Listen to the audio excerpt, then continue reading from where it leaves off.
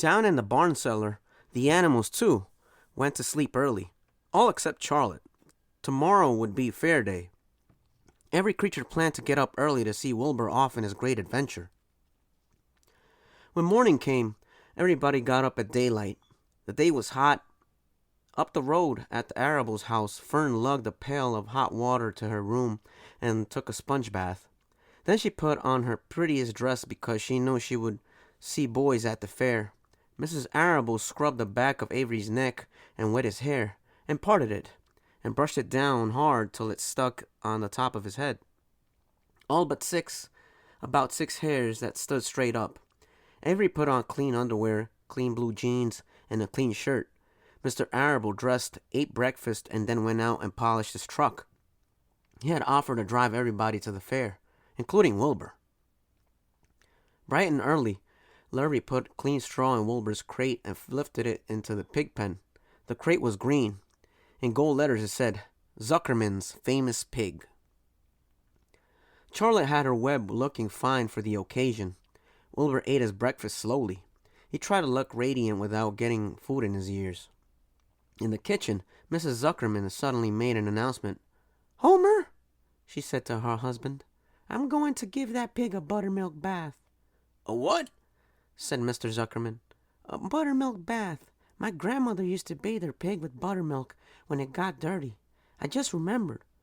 "Wilbur's not dirty," said Mr. Zuckerman proudly. He's filthy behind the ears," said Mrs. Zuckerman. "Every time Lurvy slops him, the food runs down around his ear. Then it dries and forms a crust. He also has a smudge on one side where he lays in the manure." "He lays in clean straw," corrected Mr. Zuckerman. "Well, he's dirty, and he's going to have a bath." Mr. Zuckerman sat down weakly and ate a donut. His wife went to the woodshed. When she returned, she wore rubber boots and an old raincoat, and she carried a bucket of buttermilk in a small wooden paddle. "Edith, you're crazy," mumbled Zuckerman. But she paid no attention to him. Together they walked to the pig pen. Mrs. Zuckerman wasted no time. She climbed in with Wilbur and went to work. Dipping her paddle in the buttermilk, she rubbed him all over.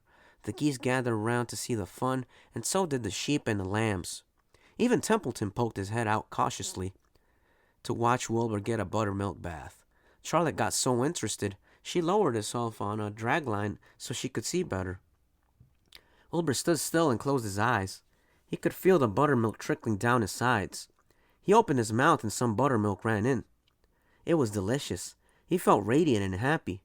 When Mrs. Zuckerman got through and rubbed him dry, he was the cleanest, prettiest pig you ever saw.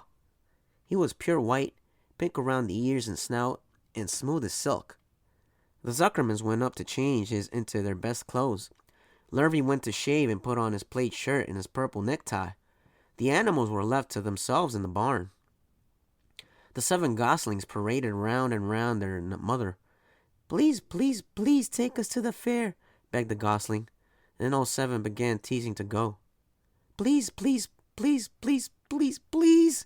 They made quite a racket. "Children," snapped the goose, "we're staying quietly, iily at home. Only Wilbur, Elber is going to the fair."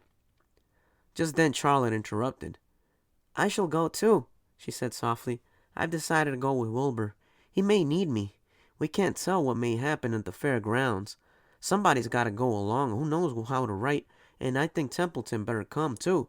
I might need somebody to run errands and do general work." "I'm staying right here," grumbled the rat. "I haven't the slightest interest in fairs." "That's because you've never been to one," remarked the old sheep. "A fair is a rat's paradise. Everybody spills food at a fair. A rat can creep out late at night and have a feast. In the horse barn you will find oats that the trotters and pacers have spilled. In the trampled grass of the infield you will find an old discarded lunch boxes containing the foul remains of peanut butter sandwiches, hard-boiled eggs, cracker crumbs, bits of donuts, and particles of cheese.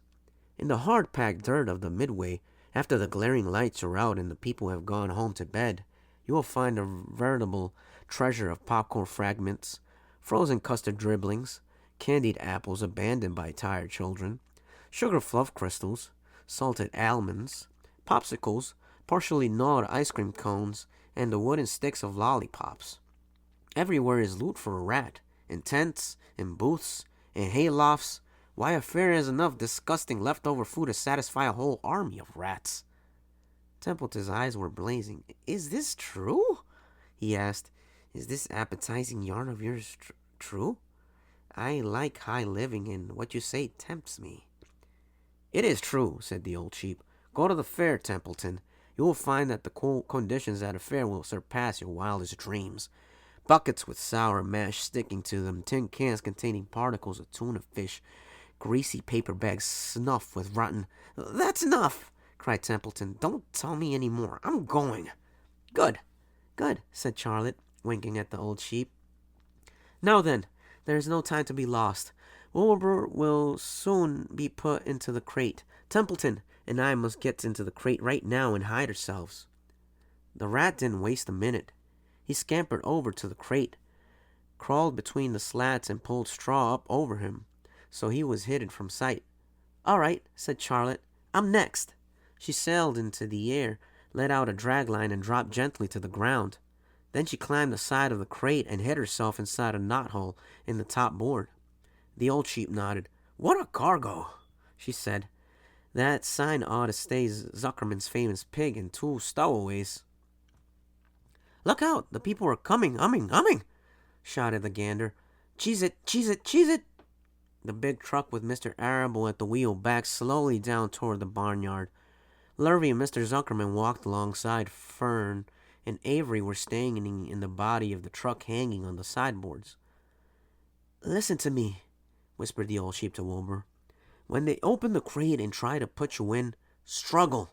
Don't go without a tussle. Pigs always resist when they are being loaded."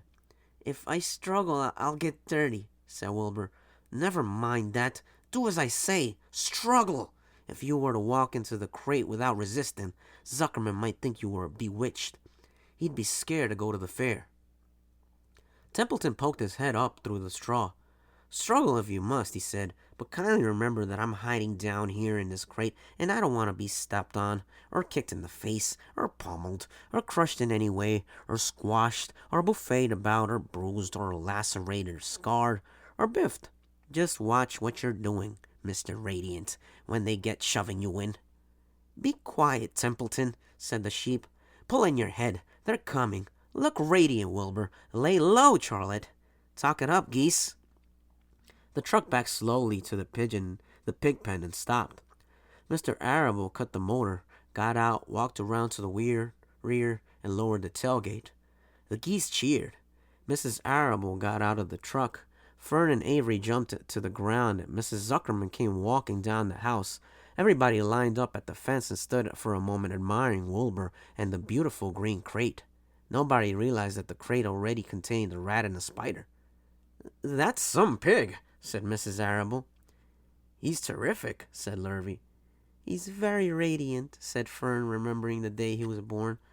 "Well," said Mrs. Zuckerman, "he's clean anyway. The buttermilk certainly helped." Mr. Arable studied Wilbur carefully. "Yes, he's a wonderful pig," he said. "It's hard to believe that he was the run of the litter. You'll get some extra good ham and bacon, Homer, when it comes time to kill that pig." Wilbur heard these words and his heart almost stopped. I think I'm going to faint," he whispered to the old sheep who was watching. "Kneel down," whispered the old sheep. "Let the blood rush to your head." Wilbur sank to his knees, all radiance gone, his eyes closed. "Look!" screamed Fern. "He's fading away." "Hey, watch me!" yelled Avery, crawling on all fours into the crate. I'm a pig! I'm a pig!" Avery's foot touched Templeton under the straw. "What a mess," thought the rat. "What fantastic creatures boys are. Why did I let myself in for this?" The geese saw Avery in the crate and cheered. "Avery, you get out of that crate that instant," commanded his mother. "What do you think you are?" "I'm a pig," cried Avery, tossing handfuls of straw into the air. "Oink, oink, oink." "The truck is rolling away, Papa," said Fern. The truck, with no one at the wheel, had started to roll downhill. Mr. Arable dashed to the driver's seat and pulled on the emergency brake. The truck stopped. The geese cheered. Charlotte crouched and made herself as small as possible in the knothole so Avery wouldn't see her. "Come out at once!" cried Mrs. Arable. Avery crawled out of the crate on hands and knees, making faces at Wilbur. Wilbur fainted away. The pig's passed out," said Mrs. Zuckerman. "Throw water on him. Throw buttermilk," suggested Avery. The geese cheered. Larry ran for a pail of water. Fern climbed into the pen and knelt by Wilbur's side. "It's sunstroke," said Zuckerman. "The heat is too much for him." "Maybe he's dead," said Avery. "Come out of that pig pen immediately," cried Mrs. Arable. Avery obeyed his mother and climbed into the back of the truck so he could see better. Larry returned with cold water and dashed it on Wilbur. "Throw some on me," cried Avery. "I'm hot too." "Oh, keep quiet," hollered Fern. "Keep quiet." Her eyes were brimming with tears. Wilbur, feeling the cold water, came too. He rose slowly to his feet, while the geese cheered. "He's up," said Mr. Arable. "I guess there's nothing wrong with him." "I'm hungry," said Avery. "I want a candied apple." "Wilbur's all right now," said Fern. "We can start." "I want to take a ride in the Ferris wheel." Mr. Zuckerman and Mr. Arable and Larry grabbed the pig and pushed him head first toward the crate. Wilbur began to struggle. The harder the men pushed, the harder he held back. Avery jumped down and joined the men. Wilbur kicked and thrashed and grunted. "Nothing wrong with this pig," said Mr. Zuckerman, cheerfully pressing his knee against Wilbur's behind.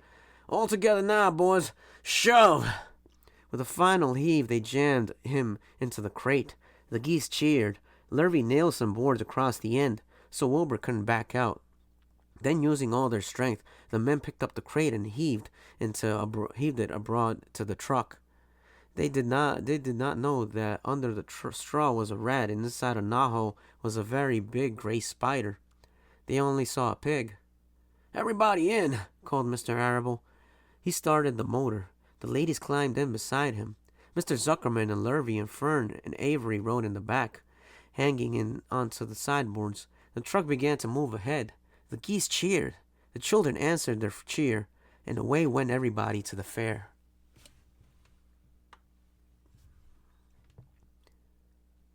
Chapter 17. Uncle. When they pulled into the fairgrounds, they could hear music and see the Ferris wheel turning in the sky. They could smell the dust of the racetrack where the sprinkling cart had moistened it, and they could smell hamburgers frying and balloons aloft. They could hear sheep blatting in their pens, and an enormous voice over the loudspeaker said, "Attention, please. Will the owner of a Pontiac car, license number H-2439, please move your car away from the fireworks shed?" "Can I have some money?" asked Fern. "Can I, too?" asked Avery. "I'm going to wing a doll by spinning a wheel, and it will stop at the right number," said Fern. "I'm going to steer a jet plane and make it bump into another one." "Can I have a balloon?" asked Fern. "Can I have a frozen custard and a cheeseburger and some raspberry soda pop?" asked Avery. "You children be quiet till we get the pig unloaded," said Miss Arable. "Let's let the children go off on by themselves," suggested Mr. Arable. "The fair only comes once a year." Mr. Arable gave Fern 2 quarters and 2 dimes. He gave Avery 5 dimes and 4 nickels. "Now run along," he said, "and remember the money has to last all day. Don't spend it all the first few minutes, and be back here at the truck at noontime so we can all have lunch together. And don't eat a lot of stuff that's going to make you sick to your stomachs." "And if you go in those swings," said Mrs. Arable, "you hang on tight. You hang on very tight, you hear me?" "And don't get lost," said Mrs. Zuckerman. "And don't get dirty." "Don't get overheated," said their mother. "Watch out for pickpockets," cautioned their father. "And don't cross the racetrack when the horses are coming," cried Mrs. Zuckerman. The children grabbed each by the hand and danced off in the direction of the merry-go-round, toward the wonderful music and the wonderful adventure and the wonderful excitement, into the wonderful midway where there would be no parents to guard them and guide them, and where they could be happy and free and do as they pleased. Mrs. Arable stood quietly and watched them go. Then she sighed. Then she blew her nose. "Do you really think it's all right?" she asked. "Well, they've got to grow up sometime," said Mr. Arable. And a fair is a good place to start, I guess.